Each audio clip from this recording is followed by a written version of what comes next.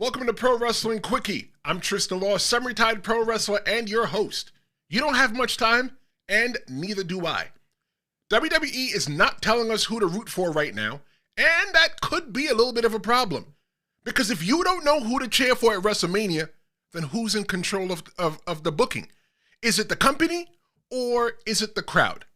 CM Punk, he opens up Raw last night with one of those pipe bomb promos where you're not sure if it's a storyline or if it's like real life bleeding through the camera into our homes. The crowd, the audience in Houston, they were hot. They cheered for Roman Reigns and then they chanted for CM Punk. And it just went back and forth for a little bit. But this problem isn't just unique to last night on Raw. It's the reality with both world title pictures right now. Cody Rhodes and Randy Orton, and CM Punk and Roman Reigns. The crowd is split. There's no clear hero, no clear villain. So Punk leans into it. He's talking about real frustrations. Why can't he go and film a movie and still show up, but why can't Roman Reigns? Why are ticket prices through the roof? $50K for WrestleMania, and I've talked about that on my long-form video on the Tristen Law Show. $50,000 is just crazy. But it's not just a promo. That's us. That's the audience talking through CM Punk. This is what happens, though, when WWE leans way too far into the realism without controlling the narrative. Because now, we aren't just reacting to the story. We're reacting to what we actually feel. And it sounds good on paper, trust me, until you realize something.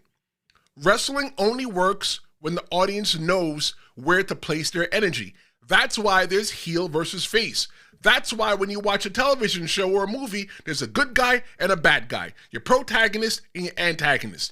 So right now we're in WWE and it's like cheer here, boo here, feel this. Right now, but I think that WWE, they're trying to rewrite the rule book again. They're just saying, hey, you know what? It's a WrestleMania. You guys choose. You guys have fun. That's why Punk can get cheered while being positioned one way. And that's why Roman can get cheered, even when he's supposed to be something else. And WWE is trying to use that. How? They're letting the talent say the quiet part out loud. The part that you go, oh, CM Punk can't talk about that. Oh, Pat McAfee can't talk about that. The ticket prices, the part-time schedules, the frustrations with the problem. But here's the problem. Once you open the door, how do you close it? Because now the audience, we are no longer going to be reacting to WWE's booking. We're going to be reacting to their business. But then again, we're already reacting to their business on social media, online, anywhere that we can just react and talk about it. And business doesn't always make for clean storytelling. But you know what? The WWE has done weirder, crazier things, and it's worked. So I guess we have to see. Because is this going to work? 100% I think in the short term, yes. It feels unpredictable. It feels real. It feels alive. This is what the Attitude Era felt like. Whenever you turned on your television, you never knew what you were going to get. But you know what? It felt real. It felt unpredictable. But long term, this could be dangerous because WrestleMania is not the place for confusion. This is the place where you have the ultimate payoff to where every single thing that happened from the last WrestleMania up until now, this is where it all pays off. And right now, WWE is heading into their biggest show of the year with 2 world title matches where the crowd can flip either way. That's not tension. That's instability. And if the crowd decides your finish doesn't match their story, they just might hijack the whole entire thing.